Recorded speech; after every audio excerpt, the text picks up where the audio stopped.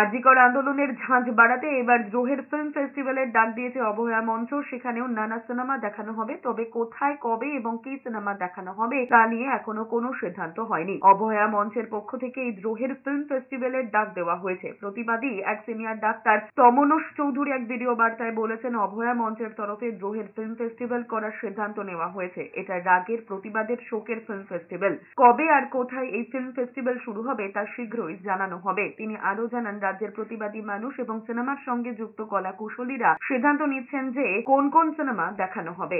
প্রতিবাদের film festival, দ্রোহের film festival হবে। কোথায়, কবে এই ফিল্ম ফেস্টিভ্যাল শুরু হবে তা অতি শীঘ্রই আমরা জানাবো। আমাদের রাজ্যের যারা প্রতিবাদী মানুষ, যারা এই ফিল্মের সাথে যুক্ত আছেন, তারা ইতিমধ্যেই আলোচনা করছেন যে এই ফিল্ম ফেস্টিভ্যালে কোন কোন সিনেমা দেখানো হবে।